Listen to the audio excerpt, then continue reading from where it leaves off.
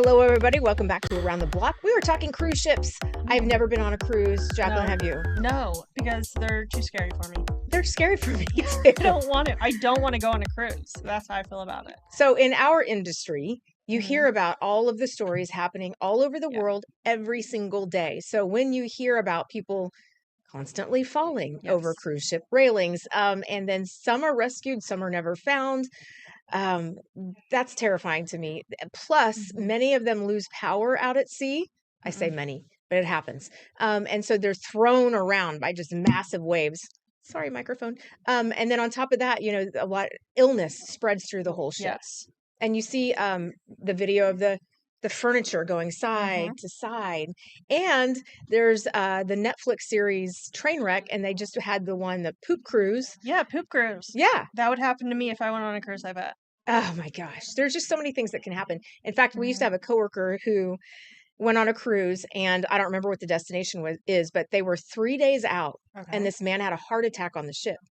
And the Coast Guard was too far for them to fly out in a chopper to get there and not have to refuel. Oh wow! Oh wow! So the cruise ship had to turn around and go back to wherever the chopper could get to them, and then take the man. And by that point, it was too late to go on to finish the cruise, because had the ship turned around and gone back, I don't know why they didn't just port up somewhere else. But anyway, they're like, okay, cruise is canceled, so everybody gets a refund. Just come back whenever, or a rain check. Yeah. Come back whenever. And so his whole trip was aboard a ship that I don't think even ported anywhere. So anyway, not my thing. I'm No. terrified of sharks, especially like open water. Just to be in open water, how terrifying. I could do a cruise if I could see land the entire time. Sign me up for that cruise. If we just maybe if you just stay on a ship, it just Yeah, in port. We could yeah. stay there. And We not could deep even waters, do a so that if little it sinks, you can get off the boat. Yeah, a little circle, 20-minute ride. Yeah, and so and people say, you don't even remember that you're on a ship. You go and you do the buffet and No. whatever. And I'm like, I'd remember. not my thing. I've never wanted to do that. And No. so sometimes people jump off. It's happened a few times. Well, sure. Sometimes people are pushed. Sometimes they just fall. And we looked up the stats during the break. 19 to 25 people fall overboard from cruise ships each year, according to cruise industry statistics. However, they want this to be comforting. Despite this, it's important to note that millions of people safely cruise each year, making the incidents relatively rare. I don't think 25 per year is rare. That's higher than I would think it would be, because I guarantee we don't have 25 people a year jumping off. No. There was recently... Or getting hurt in trains, planes, automobiles. It's just... That's a large number, I guess. Yeah. So we have video of what happened on a recent cruise ship. The water slide, a man was going down, and part of the water slide broke out from underneath him. He didn't fall through, thank God, because this hole is huge. It's going to zoom in a second. You'll see it a little bit better. But so there's this hole where all the water is pouring out. And when he went over it, it sliced up his leg and his back. So it's just a good thing that no one fell. That would be a straight shot down. Oh my gosh, yeah. If you fell through that. So, if it would have been a kiddo, it probably would have been a different story. Right. Yeah. And passengers yelled, "Stop the slide," as the water was gushing down. The cruise line says, yes, the guest was injured as he passed through the slide. It was acrylic glass. This is the material. Yeah. He received medical treatment there, and the slide was closed for the rest of the sailing. That cruise ship had originated in Miami and was on its way to the Caribbean. This was a Royal Caribbean cruise ship. Okay. So, yeah, just to add to my list of reasons why I don't want to take a cruise. Right. My kids, on the other hand, they're like, let's take a cruise. A lot of people do it. And I'm like, yeah, let me tell you all the reasons why. When you're an adult. Yeah, if that's what you want to do, I should look into the ones that do, where you can just see land the whole time. And I think I'd be okay with that. I would totally be okay with that. It's just like you said, the man had a heart attack out in the ocean, and they had to boat back. I mean, that's not, within 20 minutes saving your life. No, I think they had to sail an entire day back. That's what I mean. That's just... Yeah. So, yeah, just, thank God the man's okay. Yes. And, yeah. But, that water slide, do you like the big water slides, the Whitewater Bay Harbor Whatever it's I called. like Do you like those big they're water okay. parks? Like I like the ones that, kind of spin around, but the ones that go Okay. straight down, I always feel Mhm. like I'm going to fly over the side. Oh, even the heights on those scares Oh me. Just yeah, going up yeah. the stairwell. Yeah. Well, now Oh, it probably would. I haven't done it in years and years, but probably now it would. I feel like okay. the older I get, the more scared I get of everything. Me too. Me too. Like as a kid, I used to pick up snakes and Yeah. bugs and everything I could find outside. I'd lift up rocks to see what bugs were underneath Mhm. them. Yeah. And, I'd collect slugs and everything I could find in like this old coffee can. And that was just like a fun thing to do. I'd Yeah. catch crawdads down in the creek behind my house. And I was such a tomboy too. And one time at recess in, I want to say second grade, Okay. I found this little grass snake out during recess in the field, and I kept it and I took it back to the classroom, put it in my pencil case, and took it home as my pet. So and that's how I found my Yeah. two lizards. Those were also my pets. Okay. So basically, I'm kidnapping Uh-huh. wildlife from its natural habitat and Sure. taking it home with me.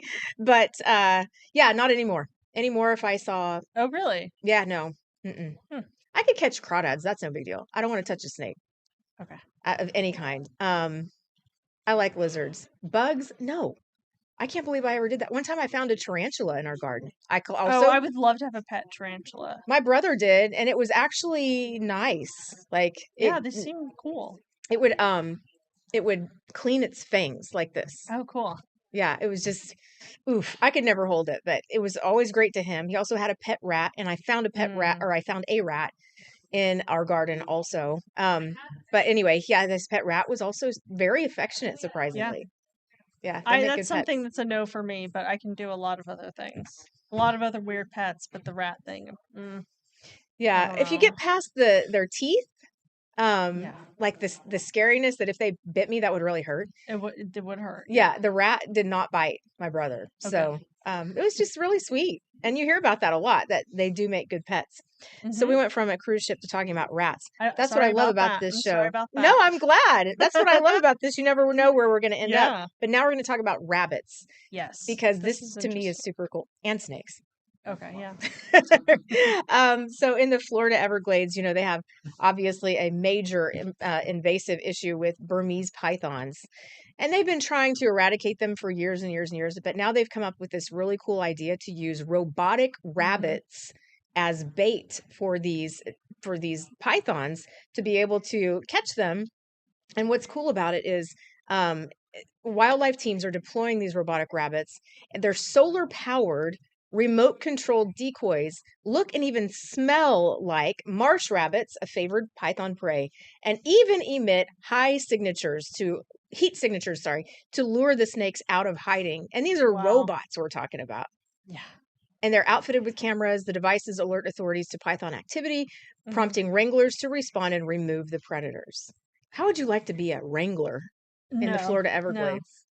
Nope. No. Amy earlier called them nope ropes and drama noodles. My friend Yes. Amy, who chimes in every day. Which, by the way, if you'd like to chime in, go to X and use the hashtag HeyKFOR.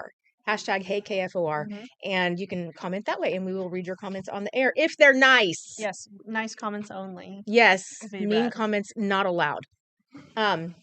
Okay, so this effort though is funded by the South Florida Water Management District, Mhm. and so they've tried everything they can think of to get rid of these invasive species.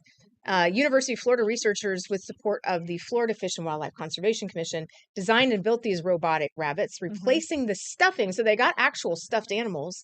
They pulled out all the stuffing and they replaced it with waterproof electronics. That's pretty cool. I love the story, and I also love that they didn't use live rabbits. Oh yeah, I know? know. Well, they used to. That a lot. That's how I know. yeah. And so I really love this upgrade in technology. Yes, because they used to use detector dogs, Mm-hmm. live rabbits in cages, and I assume that means the rabbits were okay, although petrified and Yeah. terrified and Had a heart attack. yeah, Probably. probably. And then they also put tracking devices on prey animals and male snakes. That's what they have done for years and Mhm. years. So this is like a novel approach. Um, the snakes have been linked to steep declines. It's a huge problem for their ecosystem in Mhm. native mammals and birds since they've established breeding populations around the year 2000, they think is when it all started. And they've been found swallowing deer and alligators whole. Now, this type of snake, when you're like, Jacqueline, are you scared of snakes? This, It's a yes, monster. absolutely would destroy me. I'd be so scared I wouldn't be able to recover from that. But like the snake on the door handle at OU, different. Way different, Whew. way different. And I'm surprised that they could swallow an alligator whole and that an Yes. alligator couldn't fight back and Right. bite the snake in half. It's just, I would think that the alligator would win in that fight. Yeah, or a whole deer. It just what a what a deal there. And I hope these, I guess, solar powered bunnies do their job. Technology is amazing. Yeah, isn't it crazy? And the thought that they even had, you know what? Let's go Yeah. get stuffed rabbits, take out the stuffing, Mhm. make them robots. That's so cool. Yeah, it is really cool. I would love to be a part of that design team. Yeah. I have no clue how to code or anything like that, but I do love anything high tech, robotic like that. I think that's fascinating. Did you ever have, as a kid, like robots or Transformers or I anything was like that? huge in Transformers. Me too. But they weren't, the ones you see today. They were the true metal die cast, Yeah. bendable Transformers. I had them all, loved them. Yeah. And then as soon as like I had actually a robot alarm clock, and this was Oh, high tech at the cool. time. Is like on his face would Uh-huh. scroll the time, but then he would also, for my alarm, stamp its feet Oh, that's neat. on the dresser. It I was would have super loved cool. that. So I've always been a big fan of high tech stuff. Yeah, I think that's really neat. That's really cool. That's a good story, and congratulations to the University of Florida researchers, because if you think about it, that's also young researchers in those student roles probably really helping out. So that's great technology and a step forward in saving the bunnies and then eradicating the python. Yeah, because they've done so much damage to the ecosystem. Yeah. And I don't think that they'll ever be able to eradicate them, but No. the cut down on them would be amazing. And this is helping do that.